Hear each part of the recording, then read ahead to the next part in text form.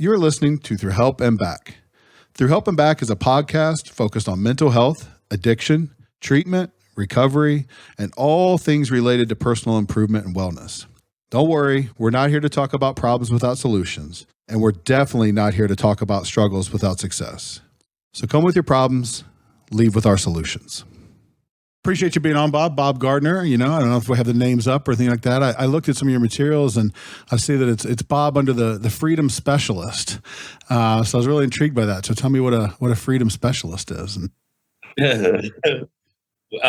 Freedom Specialist. So a while ago, when I was starting to help people officially as a company, as opposed to just helping them out, like I have been doing for, I don't know, about a decade, when it was like, okay, let's make this an official company, it was like, well, what do I name the company? And at first I named it Liberate a Man, because I was only focusing on pornography, compulsive pornography uses, sexual addiction and stuff, because there was a need there. But then people were calling, they're like, is this only for men? And I was like, oh, I didn't think about that broader appeal. And so like, well, what should I name it? And there were so many people out there, like I could call it the addiction specialist or whatever. And I was like, every addict is an addiction specialist. They specialize only in addiction. They're experts at addiction. I don't want to be an expert at addiction. I want to be an expert at freedom. I want to specialize in freedom. And so what was fascinating is like the freedom specialist came kind of as an idea, as a name, but since then it has governed or at least expressed the kind of exploration that I like. Everything I focus on is like, how do I live with more freedom and with more joy? And it's not about fighting off anything at all, which matches everything that I figured out how to do in the first place. I like that flip too, because, we talked a little bit off air about, solution focused therapy and what I did. And a lot of therapy is a problem focused approach. And so taking it outside the bounds of therapy, it sounds like for life, you're more of a freedom focused approach, as opposed to the problem and the fight and the battle and staying forever trapped in that cycle. So it's a nice reverse, a little bit. Yeah. In the beginning, I was just like, look, because I grew up with martial arts, right? So fighting and battle was like a very, very common metaphor. And in the beginning, I used to tell people, I was like, look, it doesn't matter if you're fighting this thing and you're sitting there fighting an addiction, which is what I had to do for myself, but if you're fighting it, then it doesn't matter if you're winning or losing. You're still in the arena with it. You're still smelling sweaty armpits. You're still, and if you win, he gets back up. There's always going to be a rematch. So like, what happens if I forfeit? What happens if I quit the fight? And that's not the same thing as giving in. It's just like, I'm interested in going outside the arena and actually enjoying the sunlight.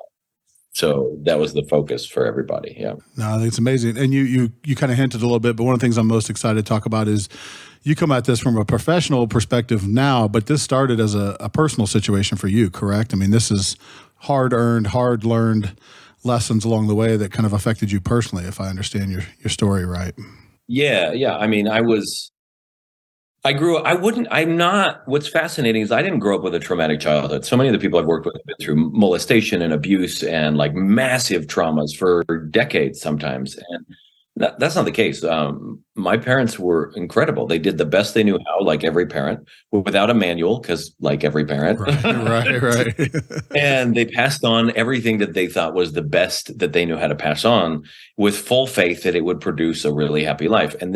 But it didn't. I ended up with a deeply religious upbringing and background that ended up being however I internalized it. So it's not necessarily how they shared it, but I internalized it as this, like, I was on the chopping block all the time in my life. Like, when was the next time God was going to kick me out of the family kind of thing? So I had early on a lot of these worries about not belonging, doing things wrong, like, is there something wrong with me? Am I defective? We moved around because my dad was in the military.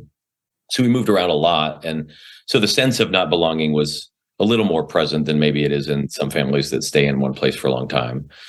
And then, my dad was uncomfortable with topics around sexuality and stuff, like most parents are. So when I asked him, what a condom was in 5th grade, his answer was that it was an emergency water bag. And it could be, right? I mean, yeah, there's. Well, he's in the Air Force, and they actually did keep them in their like survival kits for that purpose. And so like he kind of dodged a bullet. But then I later learned from Doogie Howser, the TV show, MD, what it really was. And then I also learned, hey, that means I can't really ask those questions. So I got into pornography somewhere around age 14. Internet came around, and I was just a little scientist. I was experimenting, trying to figure out the plumbing. How does everything work? How often does it work? What does it do?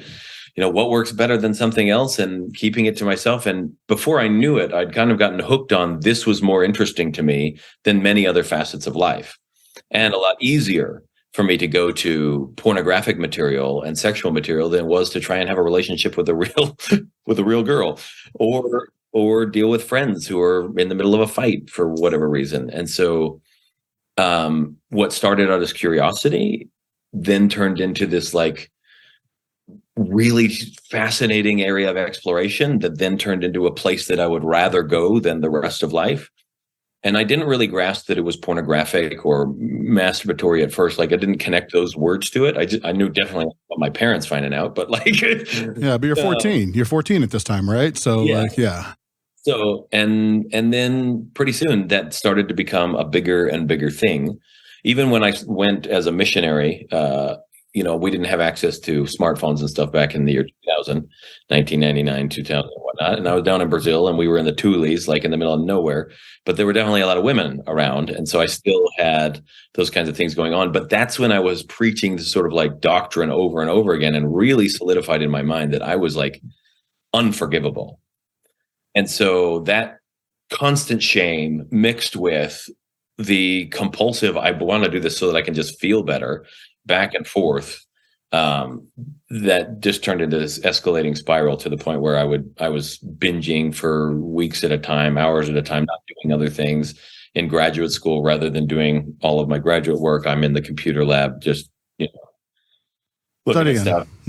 Studying. Yeah. And it came, my wife, 2012, my wife finally was like, look, I think I'm going to leave. I can't handle it anymore. And we'd been married 8 years at that point. We have 4 kids. And that's when I really kind of came face to face with, like, I have to find a way out of this. We tried 12-step programs. I talked to counselors and other people both before and after, because I was like, well, maybe they have something valuable to share that I missed. I tried all of the raw stuff. I went to like, let me solve business and make a lot of money, and maybe that'll help and fix things. And I was just busy trying to like dream big and prove that I was worth something over and over and over again. And we spent probably over $50,000 looking for solutions. And finally, one day I was in my office, a home office, because I was running a martial arts school at the time. And my wife went to go get the kids. I saw her leave out the window, and there was a computer in the corner. And I felt all of my internal senses go like, oh, now's your chance. Like the used car salesman in the head, like, now's your chance, Bob, act now. And, like there are thousands of women waiting for you to catch a glance, and no one will be the wiser, And so like, I didn't want to. So I'm feeling my brain go on high gear, and my feet are glued to the carpet, and I got cold chills and my body's shaking. And then I had this momentary glimpse, like this weird 30-second vision of me as a 90-year-old still in the same spot, like 6 decades later. And the only thing I could say for my life is I managed to hold it together. And I was like, I don't want to die. Fortunately, because I had been suicidal and depressed and anxious and all that other stuff. I was like, I don't want to die. But do you think, sorry to interrupt, but yeah, do you think that that particular, we talk about suicidality and, those thoughts, and it's sort of a chicken and egg kind of deal. Do you think some of that early shame and blame that you were treating, or at least alleviating through the pornography, do you think that's what fed those feelings of maybe you'd be better off without Bob? Or do you think as a result of that habit and immersing yourself so deeply in those patterns, you sort of became suicidal, or had those thoughts as a way out? I wonder which one fed that. That's a great question. And I think it is a little bit of a chicken and an egg thing, because like they kind of feed each other really well. Mormon theology, what I grew up with, has it that any sexual sin is like, there's deny the Holy Ghost, there's murder, and then there's anything sexual. And so when I put those dots together, I was like, holy crap, there is no out for me. Like I am. So that definitely created a massive depressive spiral. on the like, there's no fixing this anyway. Right. But I had already felt like socially awkward and didn't fit in and whatnot. And the sort of like escape that brought to me, the pornography and the sexual activity brought to me, was really, really big. And that was an attempt to escape the awkwardness of not knowing what to say and of being afraid of doing something wrong and being afraid there was something wrong with me. And that the suicidality kind of showed up post mission work, when I was finally like, I have to support a family. I have to figure out how to make ends meet. I got to figure out who the heck I am in the world and what am I going to do for a career, and then how do I be a husband and a father, and there's expectations and all these other things. And I was just like, I'm incapable of measuring up. Just what you needed at that time in your life was a little more pressure. Right.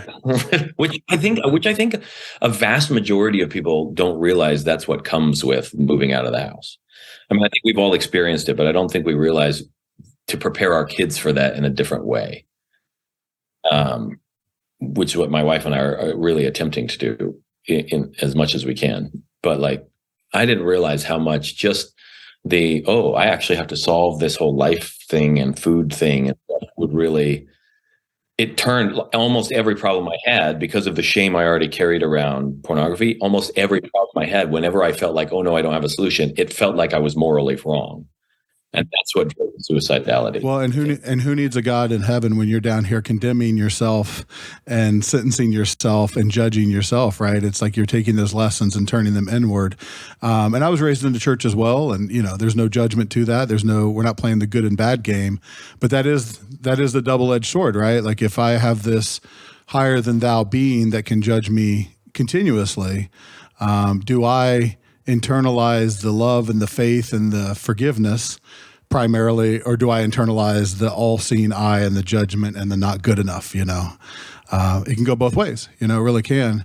And it's interesting because in your story, there's a lot of productivity, right? Like you're traveling the world, you're starting a family, you're opening up a business. There's a lot. How were you able to kind of balance that? Because pornography addiction, and I know we're going to talk about the use of that term, pornography addiction and process addictions, but it can take a lot of time. It's just like any other drug, right? The finding, the using, the recovering, and with pornography addiction and sexual addictions, you can go through that cycle many times in a given day. So I'm curious how young Bob was balancing that and building a life and maintaining an addiction at the same time. Yeah, Millie, I got to put that on my resume, right? I managed to maintain an addiction for 18 years. Only 24 hours in a day, and you were using all of them. Hire me now. Right. I actually did a podcast episode on the hidden superpowers of every addict, like people, like their commitment and focus towards something when they feel like that's the answer and stuff. Like, these are really positive qualities that have just been turned in one direction, but they can be turned other directions as well. I think my wife actually was, and a lot of the people that have come to me over the years, like hundreds of them, like they're bipolar.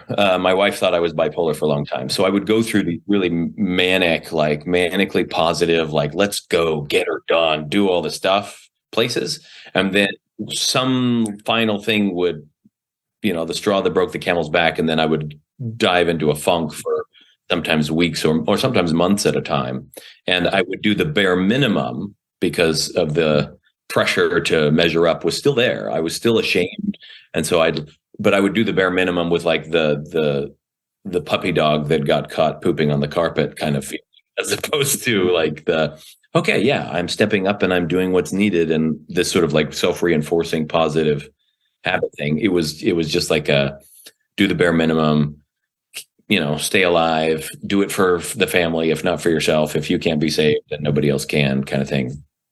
And so it really was like a lot of positive upswings and then a crash and then another upswing and then a crash, which I see as a really common pattern among entrepreneurs.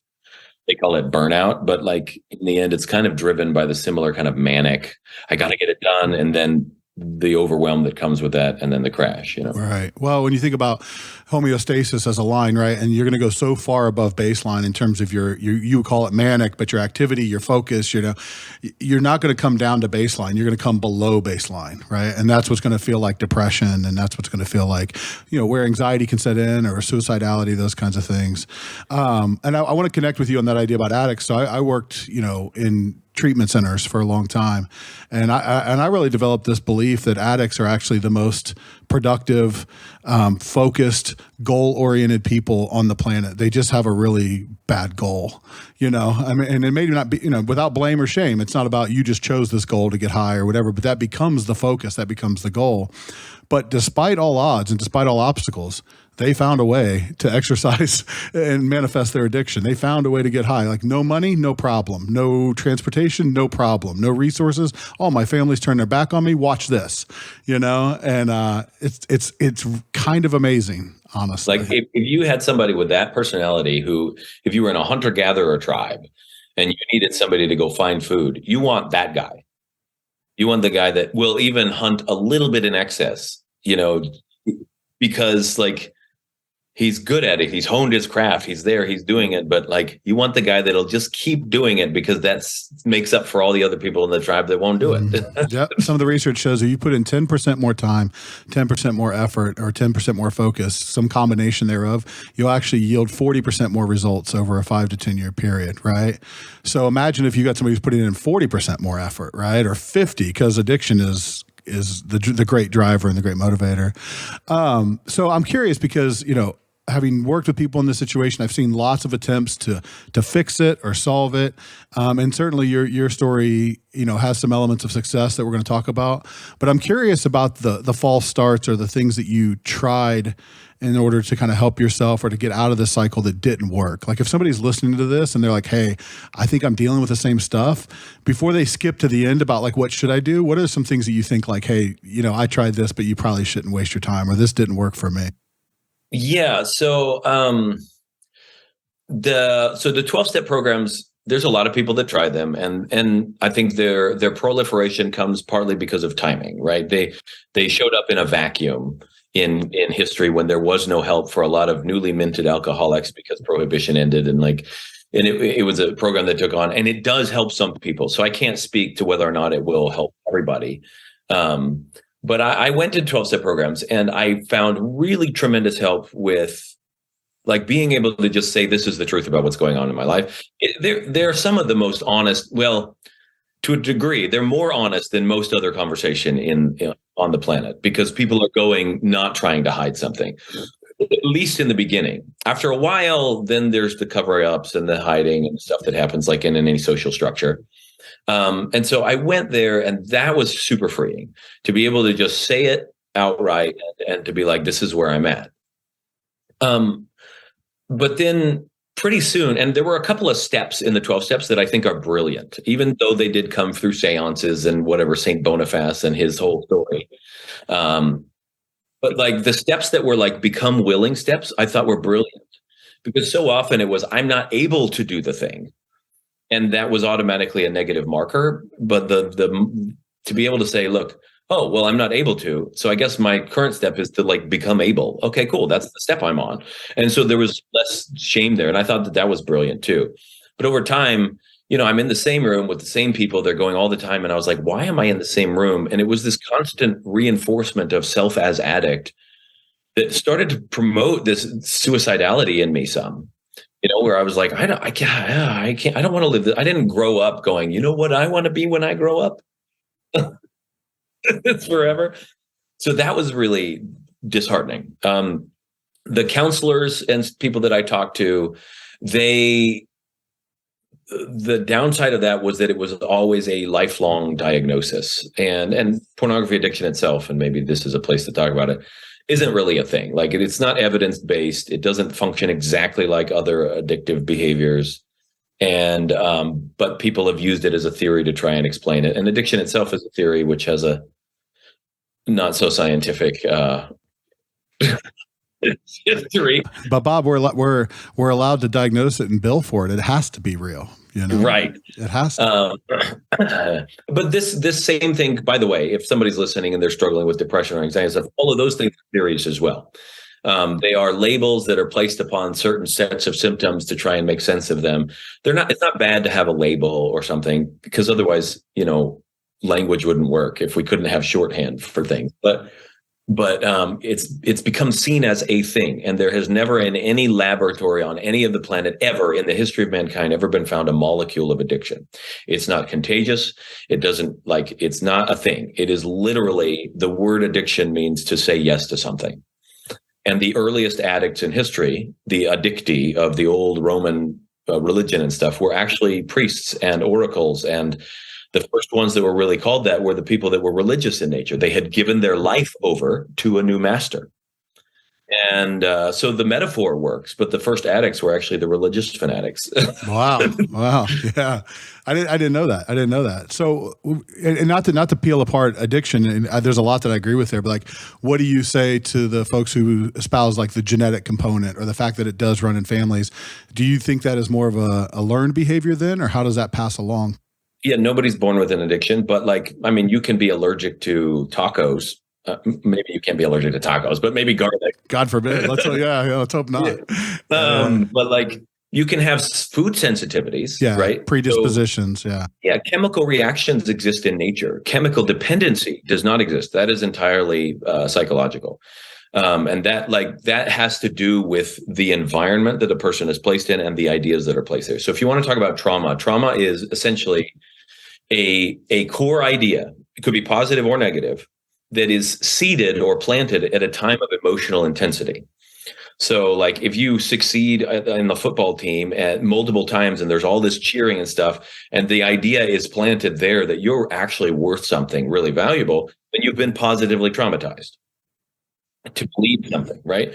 And so negative trauma would be in the other way. And so you put somebody, for instance, in a hospital who is in pain, chronic pain all the time, and they're eating hospital food, and they're uncomfortable, and they're on the bed, and they're around all these things, and they're given this sense that this little button here will increase the amount of relief that I get. The chemical dependency is the link that their mind is making. I'm in this dire strait. This is my only lifeline. So the opioid addictions and all that other stuff it's not a genetic thing. Genes themselves, the expression of genes, change moment by moment. They are not some fixed thing that one time turn on and then they never turn off again. The expressions of genes have been measured all over the place. Dr. Joe Dispenza has done a lot of work on this.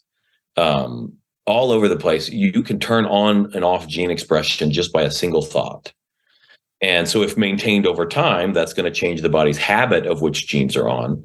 But when we're dealing with genes are wrapped in a protein, and in order for them to be turned on and off, that has to open up. So what is it that opens up proteins? And now we're talking about thoughts and psychology. So there's your prayer, there's your affirmations, there's your manifesting right there. It's creating environments for those opportunities to open up. And if they happen or not is a different question, right? There's action that's involved in that you have to take. But the potentiality, the option for it to happen comes mental first, then physical components inside at the cellular level after that. So amazing. So it's interesting. I want to go back to your definitions of trauma, because what I love about that is I think there's so many words that we layer and load with judgment and emotions in this, right? Like I'll use one as like selfish, right? And I'll work with my clients a lot of you've got to get really selfish.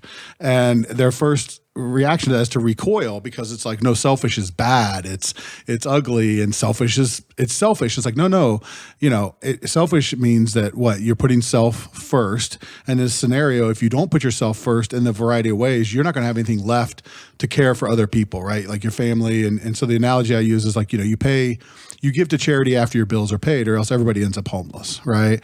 And emotionally, it's the exact same way. So I like how you flip that with trauma. So an emotional seeding that takes place during a thought that comes seeded at a time of heightened emotion. Is that what you? Yeah. So or heightened intensity, because sometimes if you're in a traumatic scenario, it's not just emotion. You're physically being injured.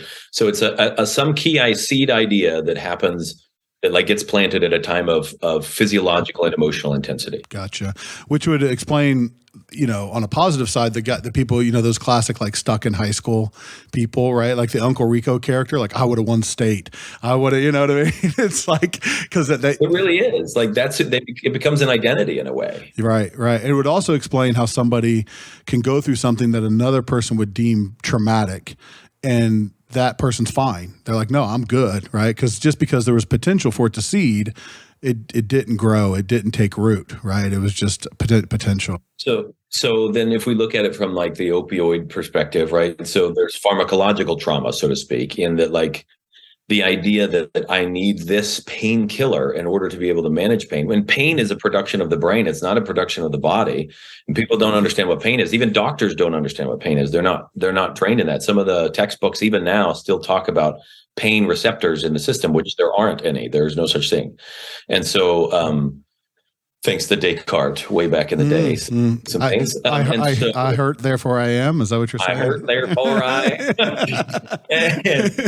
And so like there's the seed idea that I need this in order to survive, and that's planted at a time when their body is.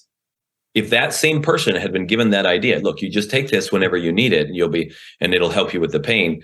That idea wouldn't have been planted if it happened at a time when they felt absolutely amazing, bursting with this on the inside out.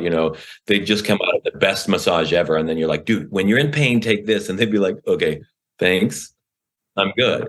And so the well-being on the inside of the system is actually what determines whether you become traumatizable or not. And in the 12-step meetings, I went in an emotionally raw state. Now here I'm going to out myself to the world as a guy who can't stop watching people have sex online.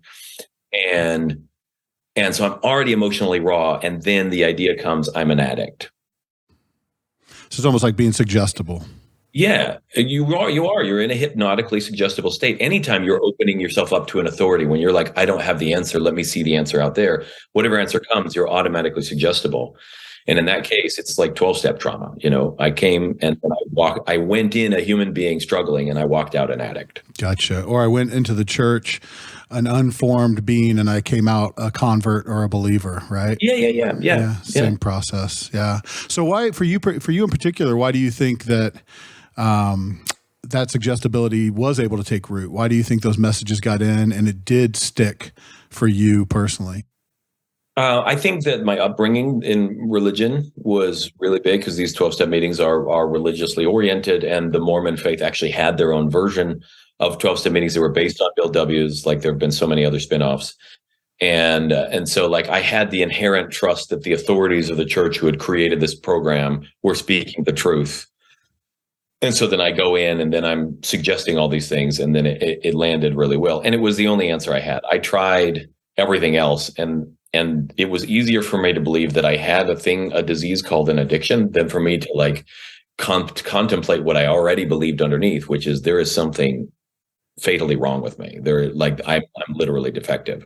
And so it was actually easier for me to accept the idea of addiction, because it allowed me to not have to deal with the initial idea that I'd been carrying, which isn't true, but I certainly felt true, which is that there's something wrong with me. That was harder to hold. So addiction almost became in some ways a distraction for me, like a way to outsource and to look away from the real me that I was carrying. I was just going to say it's a nice way to externalize the problem, right? Versus, like you said, fundamentally flawed. It's it's a series of behaviors that have taken root. It happened outside of me, so I can probably fix it outside of me without even having to look at all this big scary stuff that may be in the DNA, that may be more foundational. It's still happening. Like even saying it's DNA's fault or genetics fault is a way of outsourcing the problem and giving away the ability to take action. Like I also, as much as it felt relieving to be like, oh, that's the problem, it also made me feel helpless, because now I'm a victim to something, and victim mentality has never been helpful. And fortunately, I just don't have a palate for it. So it didn't last long before I was like, right. Oh, I got to get out of this. No, and I'll tell you, as a therapist, and we actually just did an episode with our chief medical officer and our regional director of operations and clinical. And, we were talking about assessment and diagnosis. And that's the double-edged sword with diagnosis, is for each person that feels relief because like, oh, good, I'm not fundamentally broken. I have blank. there's also a group of people who go, oh, cool, I'm not responsible for any of this because it's my blank that's driving. You know what I mean? And those are tougher to deal with, right? The destruction or the despair of somebody like, oh no, I have a problem. That can quickly be built up to action and let's take steps to resolve it or alleviate it or whatever. The person who embraces that as an identity piece, that's a tougher thing to untangle, right? So it's do you know if there's like from your sense of things, is there a spread? Do you feel like it's 50-50 split that people go either way? Or nowadays in a current society, are there more people going like, oh, well, then that's the problem and I'm not responsible, or is it the other way? So for my sense as a parent, and my sense as somebody who goes into a lot of high schools and works like in the schools, I look at the younger generation coming up and I worry a lot about this embracing of, I'll call it psychobabble now, but it's psychological terms that they're sort of misusing, and we did episodes on being toxic and we did episodes on ADHD and things like that. And there is this, I would say it's tilting. I would say there's that, it was 50-50, but now as these things, we fought against stigma, right? And we said, look, you shouldn't be embarrassed. You shouldn't be ashamed. So we're going to make these terms more familiar to you and more understandable and more useful, right? We're going to add to the utility. And you're not going to freak out when you hear psychological problems and think the asylum and the institution, right? Because that was not helpful.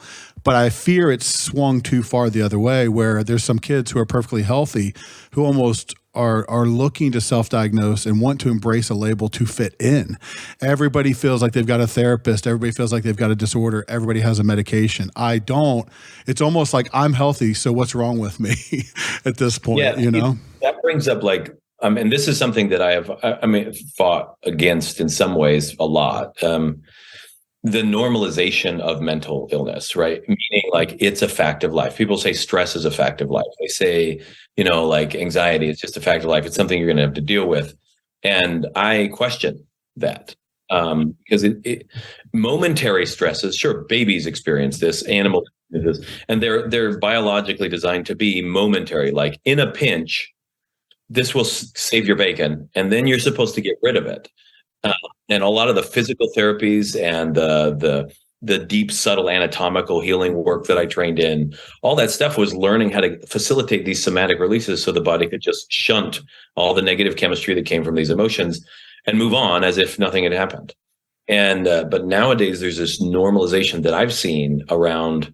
My kids are in high school taking positive psychology classes, and the thing they come home saying, I'm just like, no, don't teach the kids this notion like stress is normal. Stress may be happening. We don't ignore that. But you can your body's not designed to live in a stress state. Just like a country's not designed to live at war. If war happens, we need to be able to handle it. But if we live at war all the time, the economy tanks, like the whole morale of the country, everything else, like everything falls apart. Our immune system, if the body's always at war, a body dies. Like you're supposed to live at peace, and stress might be a visitor, but not a fact of life. Right. And on the bell curve, right? Like where would a stress or anxiety inducing situation live? It would live in those outliers on the 15% on each side. It wouldn't live, on the 80% or whatever through the middle. They're fight or flight. It's survival instincts and survival skills that have kind of the river has sort of escaped the banks to where now we're supposed to be in survival mode all the time. Well, even back to our, origin story, if the rustling in the grass is a lion or a tiger and I'm at risk, how long would you survive if it was like constant lions and tigers, right? It's a momentary thing. The other 23 and a half hours of that day should be, recovering and eating and, not being attacked. So I worry about that. I worry about that a lot. I worry about us cranking up our adrenal systems, our cortisol levels, always in the sympathetic, system, always quick on the trigger. We jump and our coping mechanisms stimulate them even more, which is ironic, So let's pump some caffeine into the system. That's actually doing more damage. Like it's stressing the system out. Even pornography, like if a real lion was after you, your last line of defense would be to whip out your smartphone and look for Pornhub, and you'd be like, okay, I'm feeling better now. Yes. Your hope of survival is nothing unless there's some other hapless schmuck doing it right behind you. Sure. But it's the rat in the cage hitting the lever for the nicotine or hitting the lever for the opiate, right? Once you know know how to press that button, it becomes all too tempting and all too easy to press that button to the point of exhaustion of that system. And then when a little bit doesn't work, well, how about a lot? And when a lot doesn't work, well, now I'm screwed because I don't have any more that I can kind of muster up. And what's fascinating about those experiments, like Bruce Alexander's Rat Park experiment and everything else with it, is like, again, you back down to the environment and the quality of life generally, and then all of a sudden they stop behaving like addicts, even if they use it from time to time.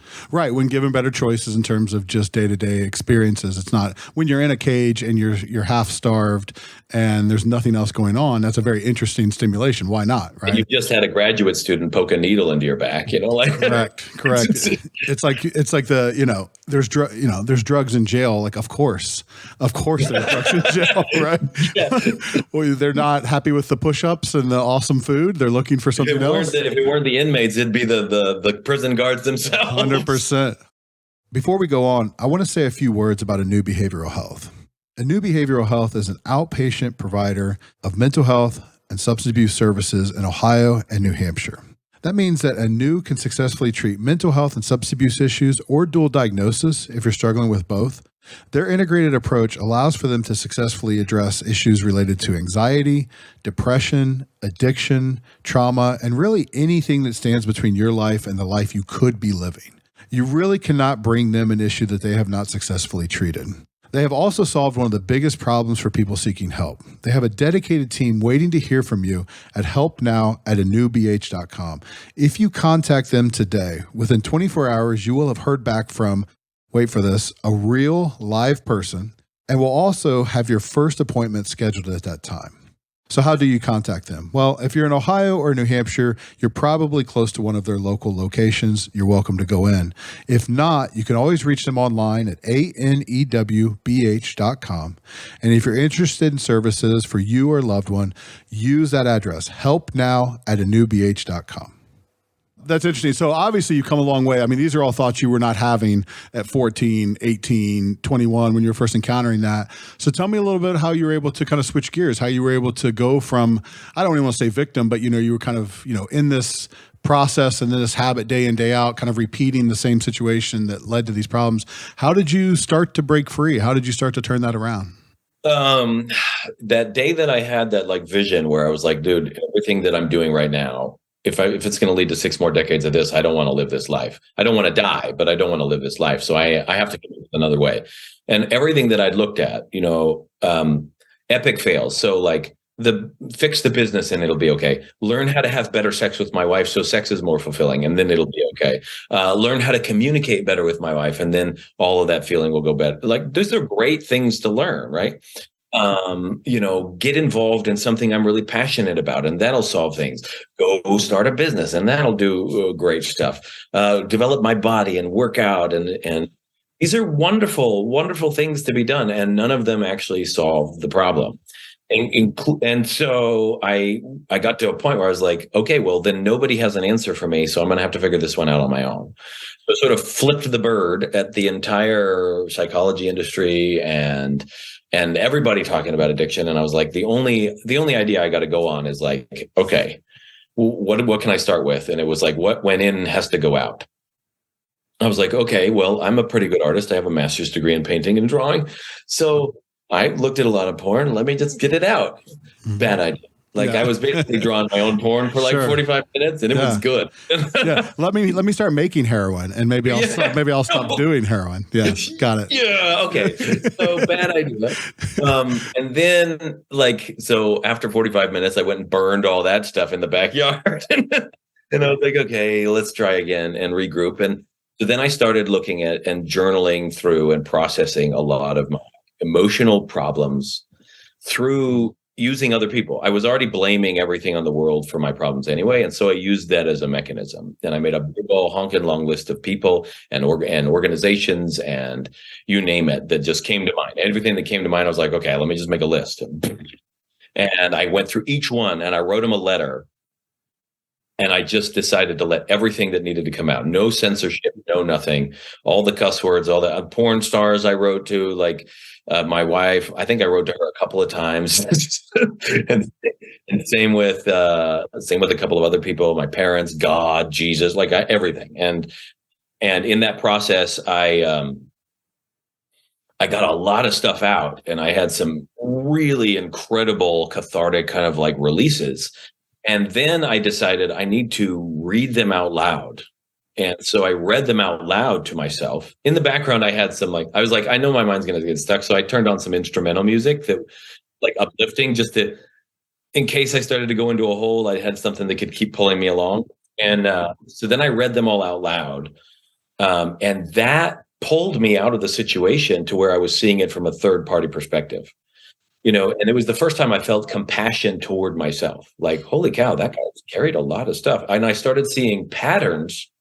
When I wrote the letters, I didn't see the patterns as much, but when I was reading them again, I started seeing these patterns of thinking and behavior, and the same language, the same words, the same vitriol to that guy as that guy. And it started to build up this sense of like, wow, like I've carried some like ideas inside of me that are not so helpful. And fortunately, like that sort of, and then I burned them all later. And I used as much of the five senses as I could to take the enemy that was this inchoate, amorphous thing in my mind, turn it onto a piece of paper that I had control over, and then write it, and then burn it, and all that other stuff. And that gave me like some huge amount of freedom, like it would with anytime you confess, or huge amounts of freedom. And then from there, it was like, well, what do I do with these thoughts about myself? And that's where like all of the physiological training that I had been through over the years, martial arts training, the movement training, the dance training, the everything else that I had done, all the anatomy study and everything else started to boil in. And somewhere around 2014 was the first time this is when Jasmine told me like my demeanor around the kids had started changing and everything else started changing. I didn't know because I wasn't aware of I wasn't even observe that. Yeah, you're inside. You couldn't observe it. Yeah. And so like, but all of these things, how I showed up, the way I felt when I walked in the door, all of this started changing when I started training my physical body with breath and with movement to just like encounter stressful situations and then disperse it in a different way. And then deep tissue releases and like learning how and where things happened. And all this stuff started changing. And I had no idea why or how, but I was just I wasn't tempted anymore. I was like, there wasn't any worries about any of it. If someone showed me pornography, I figured out how to like just delete it from my mind so that it didn't like stick. Yeah, I just developed ways of being like, well, how does this work? And they all were rooted in what is my bodily reaction to this? And if I can release my body's reaction, then I won't feel like I'm stuck because I won't literally be stuck. And so then I won't have all the thoughts that come like, well, it's just a matter of time. You've already seen it, all that other jazz. And so sorry to interrupt, but back to your original definition of trauma, what you were doing was muting the heightened emotional state so it couldn't seed as well, right? So if it's new information or new beliefs encountered in a heightened emotional state, if I can water down that heightened emotional state or process through it more quickly, there's less of an opportunity for it to go from short-term memory to long-term memory where all the scary stuff is happening, right? Because what you're doing there is a version of what they call empty chair technique. And we use this a lot with trauma, right? Without using the positive or negative connotation. But, my father hurt me. I read a letter to my father in an empty chair, or I read a letter from my father to me and I'm in the empty chair. And it's a way to get the inside out. And now I can actively do something with that. And yeah, so it's amazing. It's amazing that that's where you ended up with that. Yeah. So that was what like really gave me enough space to be able to really start to explore. And I've seen other variations of it around as well. I've seen like finish the conversation and then you just imagine he's there and then you just all that other stuff.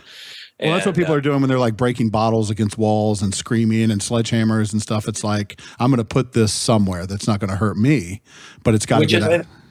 Which is a really intelligent way of doing things at first, like if that's all the best step you have, then by all means take it, like that is the best step you've got to take. And so I started with all this physiological stuff and then I didn't go anywhere with it. I was living free. I was like, great. And I was just enjoying it because it was me just enjoying studying things I was interested in and having a good time with it. And my life was great. And then there was a mom and some other people that started like, I heard them freaking out about their kids having sexual problems. And And they're like talking about it like it's going to be a forever thing. She's a therapist, and I was like, it's not a forever. It's not a forever thing. Like you believe in Jesus, like Jesus can like raise the dead, but he can't handle like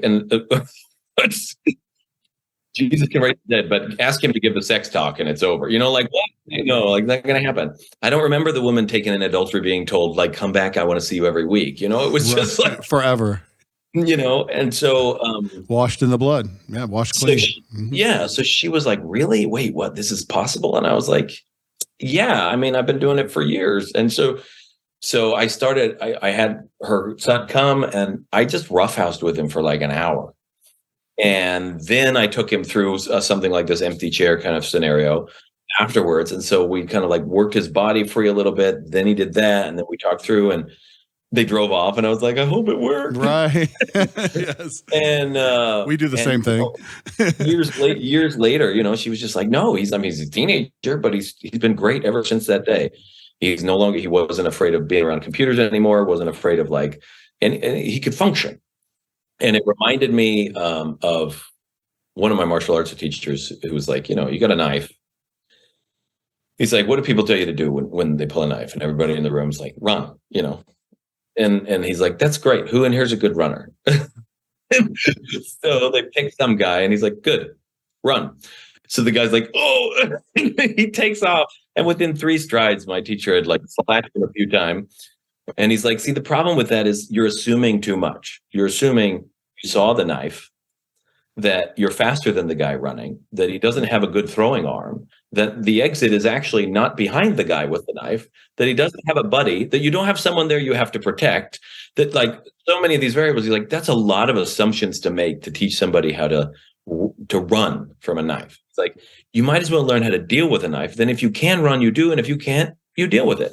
And I did the same thing with pornography and sexuality, the same thing with later on when I got into psychedelics and all these other stuff, that I started using them compulsively for a little bit because I thought, these are going to solve these root issues because there's so much talk about them. And they didn't. I was wondering, we could talk about that. That's like a whole other episode, but I'm curious. The net result is no, that wasn't the answer. No, the net result is it did give a few core experiences that I think slowed some things down. But in the end, the penchant underneath is still a habit of reaction to environment. And that habit of reaction was something that I was deliberately retraining on my own. So the psychedelics just became a distraction. And you're trying to be more present. You're trying to be more present, right? So it's nice to have those illuminating experiences. But I mean, to me, my vision of you in that room, there's the computer, there goes my family. That's stronger than any psychedelic that you're going to take, right? There's your enlightenment. And then what do you decide to do with it from there? And I really loved how you made the comment about, it's funny, there's a little oppositional stuff, but you need that to survive, where it's like, all right, God, that didn't do it. All right, Freud, that didn't do it. Middle fingers to you guys. I'm going to figure this shit out. You know what I mean? But what you've done right there is you've embraced an internal locus of control. I'm not going to look for the answers outside anymore. I'm going to create the answer, come hell or high water. And that's probably why you're here today. So like in the end, I think that's what I try to impart to everybody. Like anybody listening, the feeling inside of an addictive behavior or inside of a depression or anxiety or PTSD or anything else, the feeling is I am being attacked by something that is outside of myself. And everything that I do is not just, I read a quote that I thought was by John Dewey a long time ago. And it turns out he said some similar pointing things, but he never actually said this. And so but he still gets credit for it, which is that man doesn't learn by experience. He learns by reflecting on experience. And I ran across that in graduate school. And to me, that meant, okay, so what needs to happen is not just that I get experiences, because if that were the case, then the oldest people on the planet would always be the wisest, which is most definitely not the case. But I need to create an experience for myself and then create a way to where the reflection on it develops a learning even at a cellular level. So what I try to take people through is like, let me give you a real-time experience of the fact that you are not helpless. And as they experience that, then we can start to look back and see, look, who did that? Did I do that for you? Or did you do that for you? And as they start to feel that, they're like, holy cow, I actually did this. that builds a totally different locus of control, because now it's no longer I'm a victim. Right. What are some of those experiences? What is this, the roughhousing? Is this the physical challenges? Yeah. So in the retreat space, I'll use breath work. And I will show them there's a variety of different ways to use breath to change emotional states and whatnot. And so like if they're in one place, I'll have them breathe one way or something else like that. And so like for instance, a person who's dealing with anxiety, they're panicked, often they're heavily over breathing. They're often breathing through their mouth. There's a feeling in the gut. There's a tightness in the forehead. And there's all these other things that start to show up. And they're just like looking around and the eyes darting the room. And so what I will have them do is breathe in. And then I'll have them breathe out a third time and hold on empty so that all of that excess oxygen in the body starts to get rebalanced. And then until they just feel the need to breathe again, not until they panic, and then just breathe normal. And then they maybe do it again and then hold on empty until they breathe normal. And they notice is like 2 or 3 times. And all of a sudden, like they might still be worried about something, but they're no longer like caught in the anxiety. And if they realize, oh, wow, I actually have some control over the dial, that's already a foothold. Now we can start to say, yeah, but you can also turn off the power button, but we'll get there, and so there's different ways of breathing. Like if you're depressed, a different way, so I'll use breathing at the retreats that we run where it's almost all physical experiences. I'll use push-ups and sit-ups, and we work with knives. Knives are great to work with, sharp knives. I don't do them in the normal martial arts training that I use because people get super excited, but in these experiences, having somebody pull a sharp knife in front of you, even if they don't advance toward you, automatically your system goes like, and I was like, cool. And that's the trigger. That's every trigger you've ever run into. So how about we train your body how to handle this? And then the body suddenly learns, oh, when I get that feeling, I can let go of that feeling this way. And it develops the habit of being untriggerable. And so we'll use knives, we'll use sticks, we'll use, masses of people laying on top of you so you feel suffocated, or we'll practice chokes. We'll do long breathwork sessions where we're changing the chemistry in the system and where their body's going through things, and we're having them kind of priming them psychologically with stuff. Deep tissue work and release. And what's beautiful about that is every thought a person has about themselves or the world always has a correlation in breathing and posture and mechanical tension. And so if they've practiced this feeling of being worthless, they have muscle memory of that. When we challenge that muscle memory, that muscle pattern, that tension pattern, those feelings will come up. And when we hold it there long enough for their body to realize this sucks, we should probably not hold our muscles this way. The body lets go. It's not a mental exercise. It's not the brain telling the body to let go. The body lets go. And all of a sudden the body learns, okay, I don't actually want to hold that. And then all of the mental correlates that were stuck to that tension pattern, they just can't hold on anymore. So suddenly a person who's felt like worthless for a long time. There was one guy that came to one of our retreats, sexually abused, molested for years as a kid by his mother. He never met his father. He kicked out of the house at 16. 6'10", never fit anywhere, and never held by his mom. Like there's so many things going on. So he's 50 plus. He's certified in narrative theory and trauma certifications and all these other things. He's been speaking with national organizations on childhood sexual abuse and trauma. He's certified in a couple of other suicide prevention things, worked at Christian ministries his whole life, consoling people, comforting people, letting them know like you can make it through, you can survive this stuff. But never once did he believe it was possible to let go of the trauma from his childhood. And within 3 days, it was gone.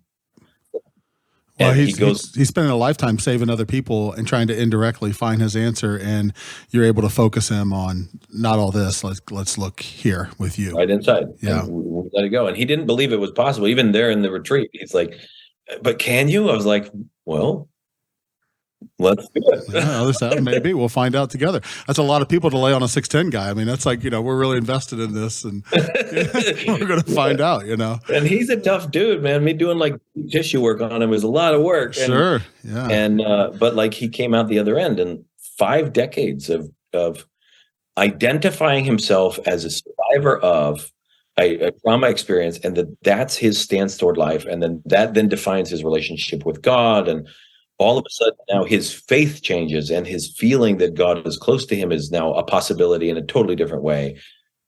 what's possible in the rest of his life shows up. What it might mean to be loving changes, because now he knows what it's like to be loving toward himself. Like all of these things change in 3 days because somebody went down to the actual biological root of where the thoughts are built on.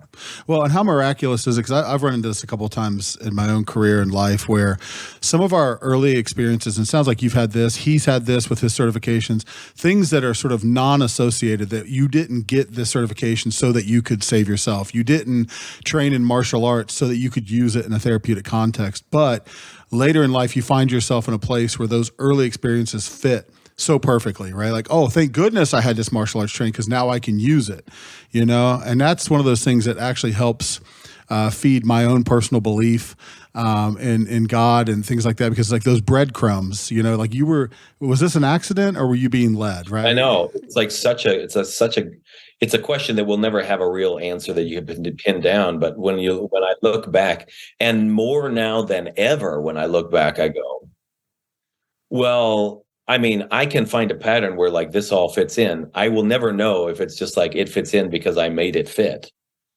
or it fits in because, but like, it's a really beautiful pattern. Mm-hmm. Yes. It's like in a really well done movie and you get to like the last scene and it's like, oh, that's the thing from the first scene. And now we know why it was there, you know? And it's really interesting. There's a great Steve Jobs story about that where he was dropping out of college and basically homeless because he didn't want to go home because of shame. And so he had to take one class so he could stay in like student housing, and he took like a calligraphy class because he thought it'd be the easiest, most brainless thing he could do. And it taught him about how fonts and the interaction between our eye and what we see and how it's written. And then, you know, fast forward ahead and Microsoft Word came out with 180 different fonts because of his understanding of that. And that's what like the number one feature that people said, well, I like it because I have all these fonts. It's like, wow, that's impossible that it just sort of worked out that way, you know what I mean? but that's exactly what happened, you know? So the folks you work with, I mean, are you mostly working with, do you see this later life, like adults, like 50 plus? Are you working with a lot of kids? Is it a mixture? Like where are you seeing this to be the most effective? I've worked with kids from age like 3, obviously not sex addicts by then, but dealing with just nightmares and night frights and stuff. My own kids, some neighbor kids and stuff, where I just teach them simple things to do to actually take control over, like they're afraid of something and like, here's what you do, all the way up to people in their 80s.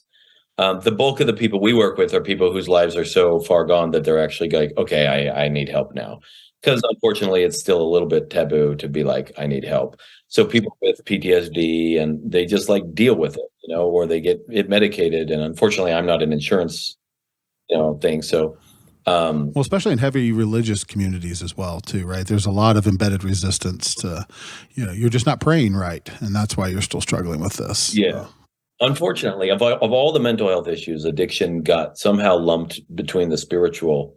Like depression doesn't have the same kind of like you're morally wrong, and anxiety, no, but addiction, you're choosing it. You chose it. Yeah, you chose it. You should just stop. I'm like, well, if I could, I would. Just don't do the thing.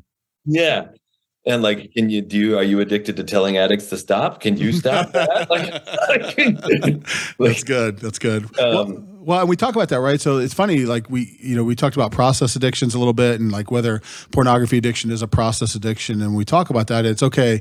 You maybe aren't using drugs, which everybody accepts, like that's the addict, or you're not drinking, but you stop that, right? So it's not just as simple as like, well, just don't drink. Okay, I'm not drinking, but I've now become abusive in my relationships. I'm now masturbating compulsively. I'm now gambling all my life savings away. But I'm not addicted because I'm not drinking. It's like, no, you're showing your addiction, or you're showing those core issues in different ways now. You know? Yeah, I used to tell people, I'm like, pornography is not the problem. Pornography is the solution that you've come to for a very different problem. And yeah, so like, you got a baby with a poopy diaper and it's sucking on a pacifier in order to help itself feel better. You take the pacifier away, it's going to find something else to suck on until you change the diaper. And so we definitely want to like look at what's underneath it. I mean, basically, I would say that sometimes I would tell people like, look, you know, how much of your day are you stuck in pornography? You know, and That's the thing. Or how many hours of your day are you drinking or whatever? And they give me some number. And if it's like a half hour or an hour or something, I'm like, that's 1/24 of your day, So that's a tiny percentage. It's like 4.8%. Like, who are you the rest of the day?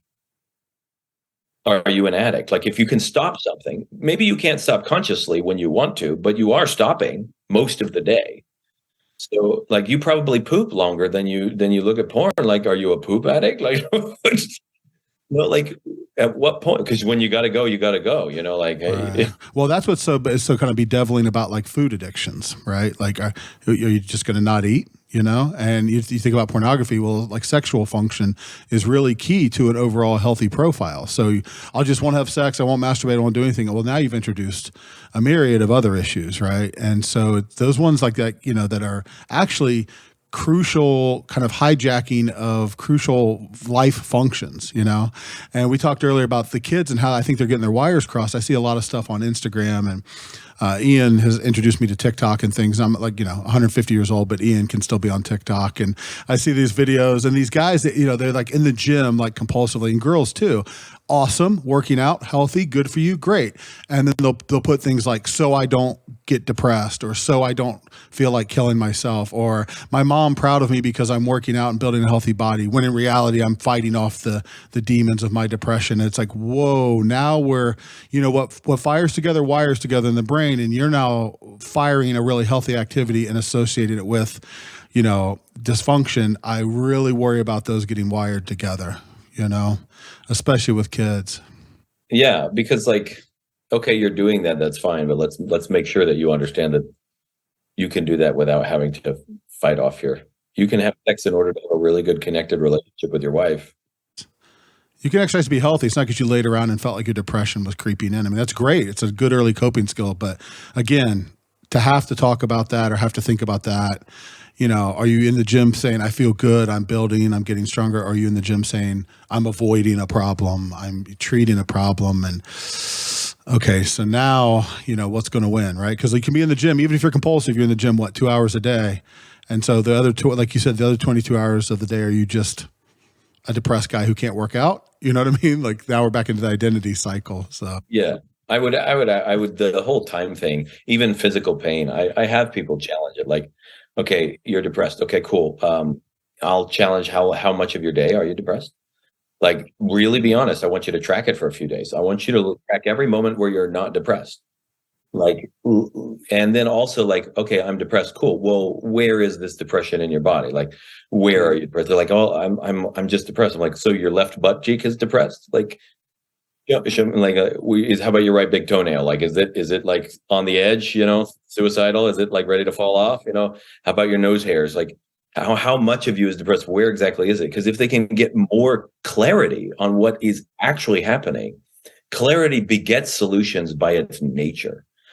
You're walking through the dark in the basement. Your kids dropped all the Legos on the floor and the jacks. Remember those? And you've got to get to the bathroom. Well, if you don't have if it's pitch black and you step on one, you fight and scream. But now you're going to start moving slower and with your feet and hands, because you're looking for information. You're looking for clarity. Turn on the light. You'll just navigate it, no problem. That's right. And that's your insight, right? That's your catharsis. That's your letter aha moment, is that light coming on. Yeah. No, and relapse is a big part of this too, right? Because there's no straight line to recovery. So even if you're battling pornography or drug addictions or whatever, it's like, okay, I stopped, but then I did it again, and all the guilt and shame rush back. And I've had people who come in and go, man, I was 30 days clean, and then I used. And I think it's really disarming to go, congratulations. So you're telling me 29 of the last 30 days you've been sober? Like, dude, if you could stay sober 29 out of every 30 days, you never would have met me. Like, this is great news, and they want to fight with me. They go, no, it's bad. And I'm really bad because I had 30 days and I gave it all away, and it's like, no, man, you have to look at this at a broader picture, No kidding. I actually take the ontological approach with a lot of these things, and I go, there's no such thing as relapse. Like, what store on earth can you have a relapse? Can I get a 6-pack? Like, you can't take it out on a date. It's a label that we've put on an experience. And as soon as you put the label relapse on an experience, with that label comes, I'm back at the beginning. It has the word lap in it. I'm just running in circles. I've lost all of the experience I've gained, all that other stuff. So anybody adding just that label to an experience, one, is lying, because that's not actually what happened. You didn't relapse. You looked at pornography, or you had a drink, or you used some heroin or whatever. That's what happened. Tell me what happened around that, so that we can get clear on where you tripped, so that the next time you don't trip over it. I don't want to know that you've tripped before. We want to know about this one. And so there's no such thing as relapse at all. There's just something happened, and I want to learn from that, so that I had an experience. I want to reflect on it so that I learn. No, that's good. That's good. And they always say turn a relapse into a prolapse. And I'm like, that's a different problem. I don't know if we want to turn anything into a prolapse. But I would prefer to, yeah, no kidding. Like, that just sounds like a medical issue. Ontology is not going to save you if that really happens. Yeah. I would say turn a relapse into a revelation, because if you think about it, when you're in a space where you've had a revelation, where you've had a deep insight, and that is now your relationship to the thing that was the trigger. I did something, and it's quote unquote triggering this negative guilt shame cycle. But then as I looked at it, suddenly I had this like, wow, I never realized this before, kind of aha. Now you have connected that aha revelation with the event. And that means the event is no longer a trigger. So you turn a relapse into a revelation. You're literally freeing yourself moment by moment and event by event from all the things that would make you go back and do it again in the first place. Right. There was a book I read. I'll have to find the notation for Ian to put in the show notes, but they talk about this cycle of cue followed by routine followed by reward. Right. So the cue would be what they'd call the trigger. Something happens, right, and I feel something as a result of that happening, and then my routine is whatever my routine is, and then my reward is what I need to have. Like I need to have the relief, or I need to have whatever the outcome would be, right? So hunger, food, I'm satiated. I full stomach, right? I feel better. I'm relaxed. So you're going to want to feel relaxed. You're going to feel hungry sometimes. So what is that routine in the middle? And it sounds like a lot of your interventions would be based around, let's not challenge the cue. Let's not judge the reward. Let's just work on the steps in the middle there that we can do to achieve that in a more positive way or in a less harmful way, Yeah. I mean, essentially, what I had to figure out was like that every thought a person has, every feeling a person has, the brain is not connected to the outside world at all. And so it's like the security guard, and it's got a bunch of cameras, screens, and it's trying to guess based on some data streams what's happening, but it's not out there feet on the ground.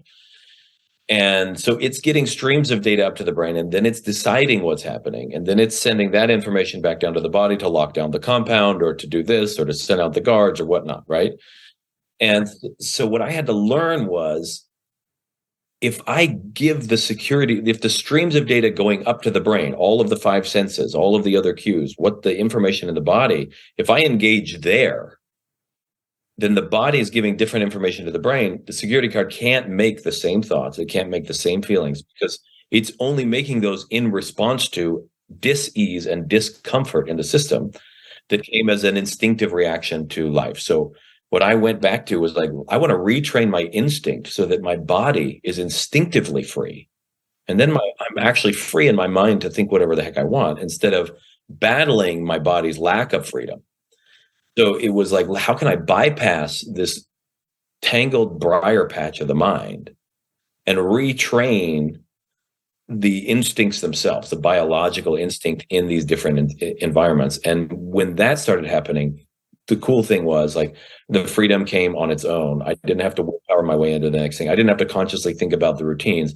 I was going to practice, and I was training and teaching my body to relax a little bit more and breathing different. And I was doing that all day long because it was like cool. It was a fun exploration. And I was exploring like, wow, Homo sapiens 1.0 has this really, really cool feature. And what is it like to be alive? And the byproduct was addiction went away, depression went away, suicidality went away, anxiety disappears. And if it does show up, it almost gets handled automatically. And I like watch my body handle it, and I go, that was cool. Yeah. And because it's instinctive freedom as opposed to like cognitive driven freedom. So almost streamlining the routine part, right? If you can change the interpretation of the signal, you don't need to have this long, complicated routine cycle. You can actually just not maybe skip it completely, or maybe shorten it so you can get into the natural rewards, the natural instinctual response to that. Because the instinctual response, in your opinion, is going to be more natural, and you're not going to get caught up in your own head and introduce all of that artificial, negative language. All the talk on social media about like, this is my problem, and I'm here doing a vulnerable thing. Like, all that stuff gets bypassed really quick. I tell people freedom is a skill, not a pill, right? And so if you think about like learning to walk, in the beginning, it took a lot of concentration. I mean, you watch the kids, they fall over and they'd rather crawl because it's easier. But then at a certain point, they catch the knack. And then at that point, even if they do fall, there's no going back. They're just going to get up and they're going to run again, because they can reach things they couldn't reach before. They can climb, they can get the cookies, they can make messes. And then the next step is, well, now I'm going to learn to ride a bike, and now I can go further. And then I'm going to learn to drive a car. And then, like, the opportunities become endless when you treat it like living as freedom as a skill set, because the body develops a muscle memory once it catches the knack. I used to do a presentation a long time ago where we would show a child learning to walk, exactly that. And what we focused on was the caregiver's reactions, because we were working with relapse, and we were working on, responses to falling down and getting back up. And, and the child would fall and everybody would go, oh, and they were so supportive. You did it. They didn't say you fell. They said, you took 2 whole steps. You can do this. Get back up. Oh my gosh, it's amazing. And the question kind of posed at the end was like, when do we switch from this supportive, you've got this, you can do this, every step in the right direction is a huge step, to that's not enough, that's not good enough. And we had somebody raise their hand one time and go, about age 13, which is sad, but true, right? That's where we switch. So that's interesting. And not only caregiver response, but you're your first caregiver. You're your only caregiver you're going to have your entire life. You're your primary caregiver. So what conversations are you having with yourself about your falling? What conversations are you having with yourself about how you internalize your own progress, right?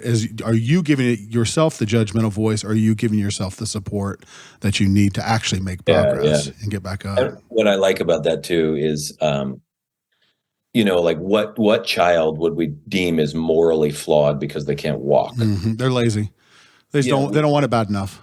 Yeah, I guess some people do that. Right? You wouldn't walk into a NICU. You wouldn't walk into an intensive care unit, and these babies, like that one's going to hell. This one, we learn to see those things in other people, but they're not there inherently. And we just because we haven't learned a skill doesn't mean that there's some moral flaw. Okay, cool. Then they learn to walk. And the same thing, like emotional freedom and freedom from compulsive behaviors, is another skill. It's just not one of the overt ones. So most of us are still in puberty in this regard. We're still going through the process of understanding that emotions are not things that attack from the outside. They're actually internally created chemical and mechanical processes of dis-ease and discomfort in the body in response to its environment. And as you train that skill set, it's no different than learning to read, learning to walk, or anything else. And so you're not morally flawed because you can't control your emotions. You're just a toddler. And congratulations, you controlled it for 3 minutes. Yes. Right. You did it. Now do it 3 more, maybe 3.5. Now do it 3 more, and string it together. And if that doesn't come till next week, cool. Well, we'll get it next week then. Right. And that's where some of the viewpoints of addiction is not a moral flaw, but almost an out of control coping pattern, right? An out of control or negative attempt at coping. And that's why people compare it to heart disease. Well, there's genetic elements. I think it's more comparative to like obesity, right? Where because of the out of control coping mechanism, in this case, eating, in the other case, heroin, whatever, it's now created physical changes that are more of a challenge and a detriment to you and causing their own problems, So Ian's giving me the wrap it up. I could go for, this is great, Bob. I love some of this stuff. We're going to have you back on for sure. But we always try to leave listeners with just sort of like, a couple of tips or, how to get started kind of deal. So I'll pose that to you. If somebody's listening and they're dealing with some of the issues that you've brought up here today, do you have 2 or 3 things that you would offer them? Like, hey, here's how you get started, or here's what I would do first to start moving towards, new patterns or your own recovery. Like what would be your first pieces of advice for those folks? 1, start listening to people that actually have done it, and don't listen to anybody that isn't doing it themselves. And you might have to scrutinize them and really get to know like their life. And like, I don't have anything against Jordan Peterson as a person, for instance, but like, he's not in control in his life. Like he's anxious and he's angry and stuff. And so I'm not going to take 12 rules for life from him unless I see him as somewhere ahead down the road. Like, so if you're aiming that direction, then he would be someone to listen to. I don't want to end up like that. So I'm not going to listen to his advice. And so start listening to people who have actually done the thing that you're wanting to accomplish, and use that as the information source that's informing your system. The second thing is, from what I've experienced and what I've seen help with all the thousands of people we've worked with, and is it's helpful to have a concrete way to measure your success. And so the way I do it is as I have people ground it in the body. So if you're feeling depressed, what exactly does it feel like in the body? As minute and granular as you can get it. So that if any of that changes, you know that a change has happened. So maybe I don't get rid of all of the depressive feeling, but if like, oh, but my shoulder's relaxed and my jaw isn't clenched as tight, and I'm not just staring at the ground all the time now and rocking back and forth, but I'm actually able to like look up, and maybe I'm not smiling, but at least that's gone. I know now a change has occurred. And that is something that you can carry with you, because if you don't have a concrete way to measure progress in a given moment or over a period of time, then you're just throwing darts at a cloud. Even if you hit it, there is no sign. Right. How would you know? Yeah. And so like really concrete, and I highly recommend really coming to understand the nature of how everything that you're dealing with is biologically printed in the system, how physiologically you can change it. And you can use every lever at your disposal. You can use diet, you can use exercise, you can use nutrition, you can use like friends and connection with other people and in conversations. You can use massage and deep tissue work and martial arts and swimming and, laughing and hiking in the woods and reading scriptures and prayer and meditation and anything that moves the needle. Like, really get clear on it, but make sure that you have a way to measure whether it's working, or the doubt inside your head is you're just throwing Hail Mary passes, and that keeps you as a victim, hoping that that thing out there will work, instead of saying, I am the one that's the operator, and I'm testing this. That worked this much. That worked this much. I'm preferring this one. I'm going to try that more, and let's tweak this. And now you're the one that is charting the course moving forward. I love that. It's kind of like your life as an ongoing experiment too, right? With you as the primary researcher, because I love what you said there about measuring too, and to a minute level, because it's hard in therapy sometimes. Like, I start off every session pretty much the same by asking what's been better, right? And if they have not inventoried what was going wrong and the increases and positive steps they've taken already, not just in a general sense of like 1 to 10, my life, but like you said, your head, your body, your spirit, your emotions, your thoughts, breaking that down into smaller pieces. Cause it's really great, because my body can feel like crap, but internally in my emotions can be regulated and I can feel great. So I still have something to celebrate there, but I wouldn't have had that without that early analysis and breaking that into the smaller pieces that are at least measurable. One of the things that I would do is that I do with our clients is we have them set up a timer for every hour that just asks them like, how are you feeling right now? And where do you want to go from here? So like just like something in the middle of the day that forces them to measure, so that they're like not just measuring at the end of the day when they hope they remember everything, but for right now, how am I feeling in this moment? How does my body feel? What is it? Oh, wow, I feel like I'm thirsty and I could use a drink. That might actually be taking care of myself. Well, let me go get a drink. And just that has been helpful in a lot of ways. So it's almost like a small guided meditation, a small body scan as well, right? Because that 1 minute is, you're not engaging in your problem. You're just analyzing without judgment. This is a 5, this is a 7, this is a 10. Here's the details. Deep breath, back to my day. You do that 12, 15 times a day. You're going to be fairly aware. You'd be surprised what will change just by turning on the lights. And you'll get, oh, nice. I should have stopped talking after you said that. That was a really good line. We might want to go back to that and do that again. But no, I mean, the thing I was going to jump to was like, you'll also become familiar with this part of life, how it's kind of ups and downs. This hour was up, this hour is down, because I think the expectation or the hope, or maybe the naive hope, is that once I start getting better, I'll just sort of keep getting better, right? Any blip on that radar becomes evidence of my failure. So to hell with it, I give up all of it. You know what I mean? But it's like, no, there's a rhythm to life. There's a rhythm to your day. Yeah. And sometimes we misinterpret the rhythm. I'm actually not emotional. I'm just hungry. We call it hangry, but it's literally just hunger. And you got a blood sugar problem, your stomach's empty, and so there's pressure up on side of the liver or some other place. There's other things going on. So, and there's a lot more. If people are interested in learning more about this sort of body-based approach that I do, I mean, my book's coming out, and so we can send a link to all that stuff. We'll talk about it. Do you have a title? Do you have a date? Do you have? The date is I will be uploading it to be paperback published and Audible tomorrow. Excellent.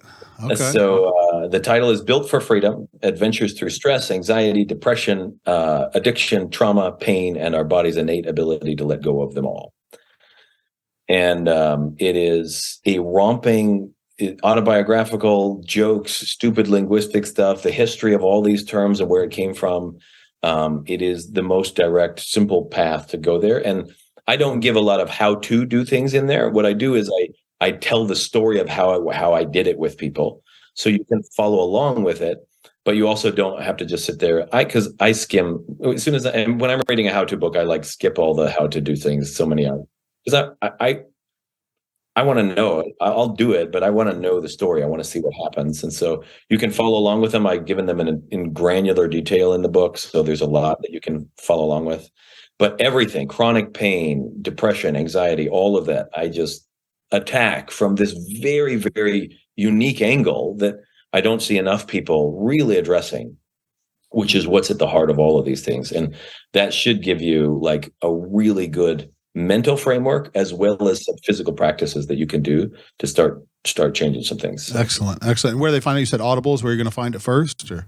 So Amazon, it'll be on Amazon, it'll be on Kindle, and it'll be on Audible. The Audible one I read myself, and so I did like the Russian voices when I was training with the Russians, and I did some some Bostonian stuff, and so there's a few different voices, and I do sing at one point in there, and it's a fun ride, and you get to hear about stupid stuff. should be a no, but I have this belief that the more personal it is, the more universal it is, and I know enough about your story now that I bet there's gonna be a lot of points of connection for a lot of people. So I'm excited to hear that's coming out, and I'm definitely gonna check it out. Built for Freedom, and then a lot of words after that. So yeah, a lot of words.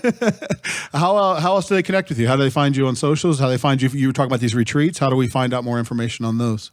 So the freedomspecialist.com, it has a the in the beginning, thefreedomspecialist.com.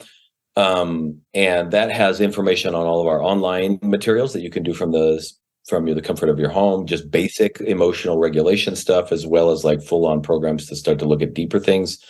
The retreats that we run are 5 days long, and I take you through everything you can't do at home, like everything that you need somebody else to show you your blind spots with. So it's very, very experiential, day in and day out, using how to use your voice, how to use your physical structure, your breathing, dealing with like roughhousing in play. And there's a lot of dad jokes, and we have them for women and for men.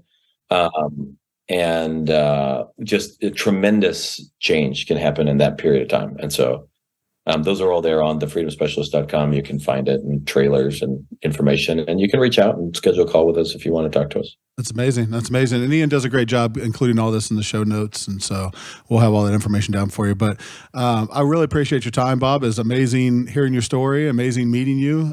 We've got to have you back without a doubt, especially around some of the experts we have coming up on breath work and things like that. I mean, as Wim Hof has done his work and he's becoming more prevalent, there's more of this kind of in the awareness, and I'd love to have you come back and contribute to that conversation, because it sounds like it's really key to a lot of your approach and what you work with. Yeah, it's definitely an essential element for sure. Yeah, I'm happy to come. It's essential to breathe, so I'm glad you've included that. So yeah. Yes. You want to master your body, you got to start with that. You might want to start there at the top. So, all right, Bob Gardner, he's Built for Freedom. He is a freedom specialist. You can find him at thefreedomspecialist.com. And sincerely, Bob, I just appreciate your time. Thanks for coming by, man. No, my pleasure. Awesome. Take care. Hey guys, although Through Help and Back is an excellent podcast with a lot of great ideas, I do want to let you know that in no way is Through Help and Back expected to be perceived as or relied upon in any way as specific medical advice or mental health advice for you personally. The information provided through Help and Back on our website or our podcast is not intended to be a substitute for professional medical advice, diagnosis, or treatment that can be provided by your own providers. Do not use our content in lieu of professional advice given by qualified medical professionals, and do not disregard professional medical advice or delay seeking professional advice because of the information you have read on our website, heard on our podcast, or otherwise received from us. Although we love discussing issues related to healthcare, mental health, and addiction, we are not providing direct healthcare, mental health care, medical, or nutrition therapy services.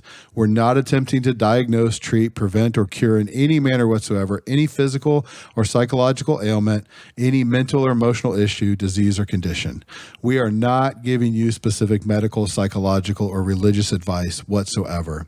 Please take care of yourself and take care of others as you always seek the advice of your own medical providers and your own mental health providers regarding any questions or concerns you have about your specific health, or before implementing any recommendations or suggestions from us. These are ideas that have worked for other people. We think it's important to share them. We do not guarantee that they will work for you specifically. Do not stop taking any medications without speaking to your physician, nurse practitioner, physician assistant, mental health provider, or any other healthcare or medical professional. And if you have or suspect that you have a medical or mental health issue, contact your own healthcare provider promptly. Also, one last thing, if you know or suspect that you are currently experiencing a crisis, it is absolutely imperative that you seek the advice of your doctor or other emergency healthcare services prior to ever thinking about using our content. We love the conversations. We're glad you're stopping by. We hope you take a lot from the content. But again, for your specific individual medical situation, please always seek quality personal care from your own providers. Do not let this information or this advice stand on its own. Thanks so much for listening.